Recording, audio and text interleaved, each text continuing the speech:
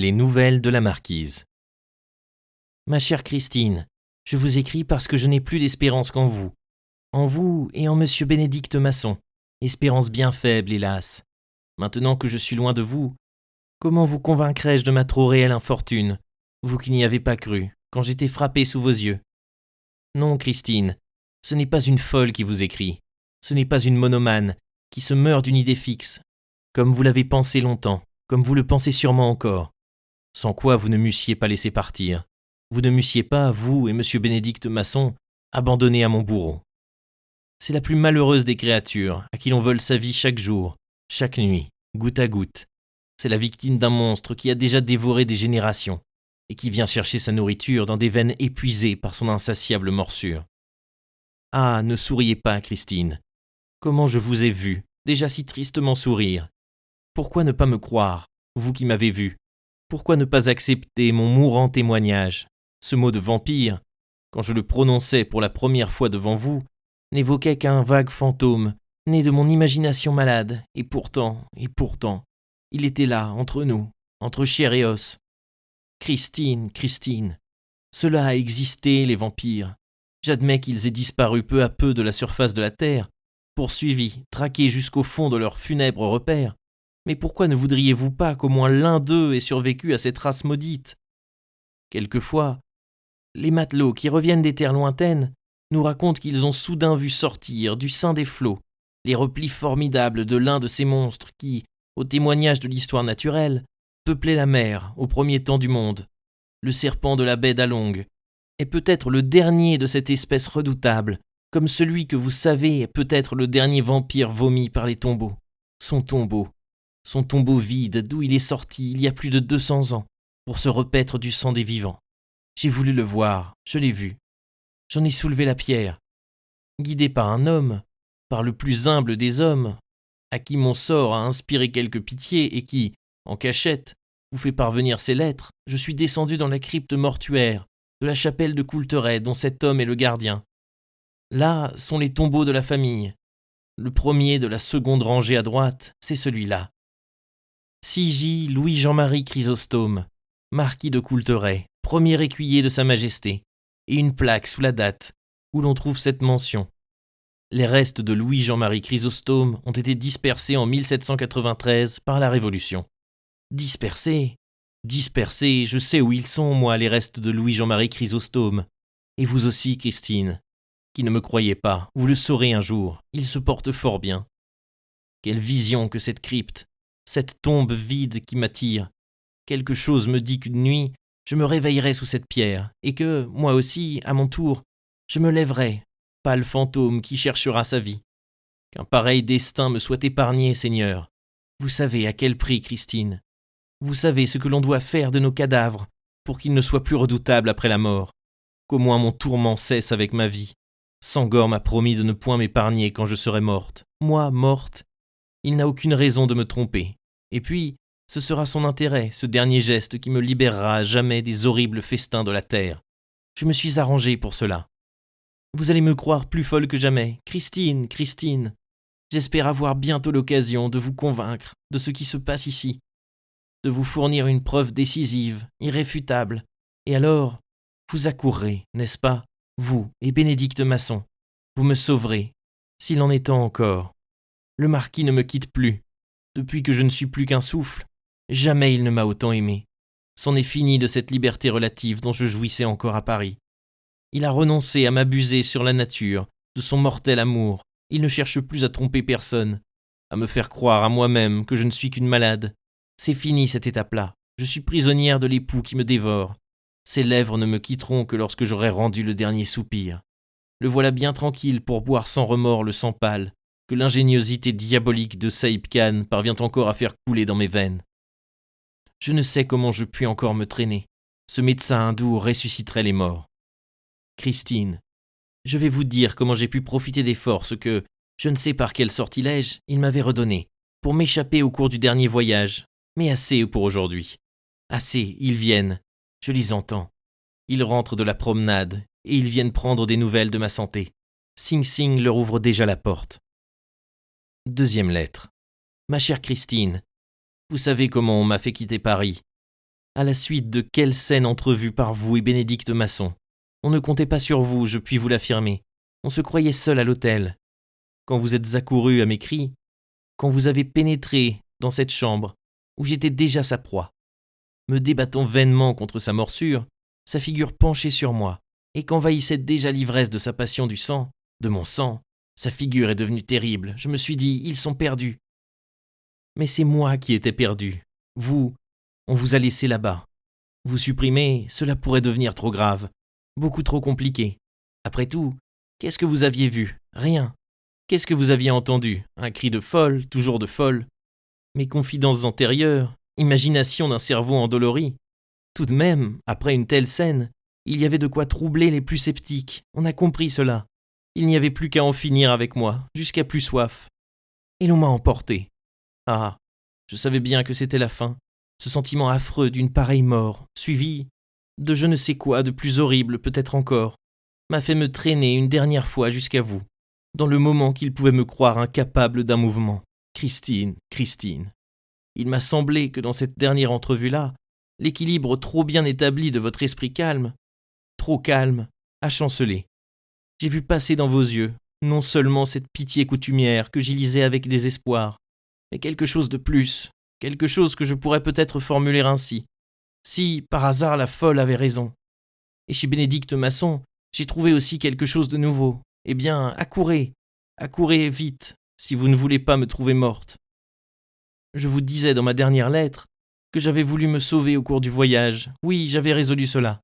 J'étais décidé à risquer le cabanon, la maison de folle, dont on m'a plus d'une fois menacé, plutôt que de continuer cette agonie. Mais eux, ils m'avaient deviné, ils devinent tout. Sangor, Sing Sing, devine tous les gestes que je vais faire. Saïb Khan, qui était du voyage, comme vous pensez bien, devine toutes mes pensées. Et le marquis peut être tranquille, on lui garde bien sa proie. Tout de même, j'ai tenté l'impossible aventure. Dans l'auto, je ne pouvais rien espérer. Nous étions encore dans Paris, que cette auto se transformait en cage de fer. Les volets se rabattaient sur les rideaux. Je pouvais crier là-dedans. Mais je ne criais pas. J'attendis une occasion, elle se présenta. À l'aurore, nous eûmes une panne. Il fallait travailler à la voiture. Je faisais celle qui dormait, épuisée de vie. Je faisais la morte. On me transporta dans une chambre de l'hôtel qui donnait de plein pied sur la cour où l'on réparait l'auto et, par derrière, sur un jardin qui ouvrait sur la campagne. À quelques centaines de mètres, j'aperçus la lisière d'une forêt. Ah, gagner ces bois, m'enfouir dans les arbres, dans les feuilles, dans la terre, leur échapper. Du lit où l'on m'avait étendu, j'apercevais dans la clarté même du matin le petit espace qu'il me fallait parcourir.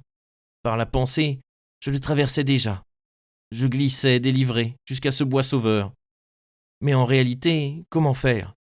Devant ma porte se tenait Sangor. Un peu plus loin, le marquis, qui se promenait avec Saïb Khan, tandis que les employés du garage que l'on avait réveillés se hâtaient de remettre la voiture en état, sous ma fenêtre dans le jardin, Sing Sing. Je savais combien celui-ci était voleur, chapardeur, fureteur, ne pouvant rester en place. À l'hôtel, on l'attachait quelquefois dans sa niche comme une mauvaise bête de garde, sur laquelle on ne pouvait compter que la chaîne au cou. Mon espoir était là. Déjà, agile comme un chat, je l'avais vu grimper dans un arbre pour y croquer je ne sais quel fruit vert.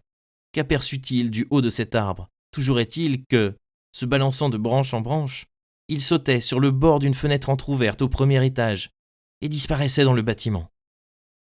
Et en une seconde, je fus debout. J'ouvris la fenêtre. Depuis bien longtemps, je ne m'étais senti aussi forte. Je ne pesais plus qu'une plume. Mes jambes allaient me porter comme le vent. Je me laissais glisser dans le jardin. Et déjà je m'élançais. Tout à coup, je poussai un cri terrible. J'avais senti la morsure. 3e lettre. Ma chère Christine, je vous écris quand je peux, comme je peux, le plus souvent à la nuit, à la lueur de ma veilleuse. Au moindre bruit, je cache mon chiffon. Je sens qu'il faut que je vous écrive pour vous convaincre. Je veux que vous veniez. Montrez mes lettres à Bénédicte Masson. J'y compte bien. Je compte sur vous deux, je vous le répète. Je ne cesserai de vous le répéter. Et si vous arriviez trop tard, eh bien, mes lettres serviront peut-être à en sauver d'autres. Car il n'est point possible que la vérité ne se découvre pas un jour. Il n'est pas possible que le monstre qui mord à distance continue à se promener pendant des siècles encore, au milieu de ces victimes qui peuvent croire quelquefois qu'elles se sont piquées à un rosier et qui en meurent. Ma chère Christine, Je reprends mon récit, au point où je l'ai laissé la nuit dernière. Je me sentis donc mordu par le monstre, par ce monstre qui était quelque part derrière moi. Ah, l'horrible sensation, je la connaissais. Au moment où je m'y attends le moins, toujours au moment où je m'y attends le moins, je sens sa dent aiguë, qui me pénètre la veine et qui se retire après avoir laissé son venin. Oui, du venin. J'imagine que les vampires en ont, comme les vipères. Une dent creuse pleine de venin, d'un certain poison, qui se répand dans tout votre corps, avec une rapidité et avec une douceur à laquelle il est impossible de résister. Vous sentez immédiatement vos forces vous fuir, comme par une porte ouverte. Qui est ce petit trou de la morsure? C'est un engourdissement qui surprend plus qu'il ne fait souffrir, et qui en est d'autant plus terrible lorsque, comme moi, on en connaît la suite. La suite, c'est le monstre lui-même qui arrive.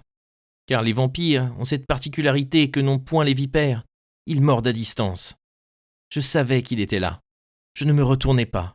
J'essayais, en un effort suprême, de lutter contre l'anéantissement qui déjà me gagnait. Je parvins à me traîner jusqu'à la barrière qui fermait le jardin. Et puis, vaincu, je tournais sur moi-même. Alors, j'aperçus le marquis à la fenêtre de la chambre, qui riait. 4e lettre. Se doute-t-on de quelque chose? Drouin, le sacristain, le gardien des morts dont je vous ai parlé, un brave homme dans toute l'acception du mot, m'a dit de me méfier de tout. Si l'on surprend son dévouement pour moi, il perdra sa place qui le fait vivre, mais ce n'est pas ce qui l'arrête. Il ne craint que pour moi. Le bon serviteur, je lui revaudrai ça. En attendant, nous prenons 1000 précautions. Je feins une grande dévotion, vous savez que je suis catholique, et sous prétexte d'aumône pour la chapelle, je glisse dans le tronc mes bouts de lettres. Sing Sing lui-même, qui suit la traîne de mon manteau comme un mauvais lutin, n'y voit que du feu. Et Drouin ouvre le tronc et vous fait parvenir ses chiffons. À la suite de ma dernière escapade, on m'avait jeté dans la voiture comme un paquet, et je ne suis sorti de là que dans la cour du château. Coulteret est une vraie prison, des fossés, des murs qui datent du Moyen-Âge. La chapelle est dans la cour, ainsi que ce qui reste du donjon. On me laisse me promener dans cette cour qu'ils appellent encore la baille, comme au temps jadis, et qui est à moitié transformée en verger.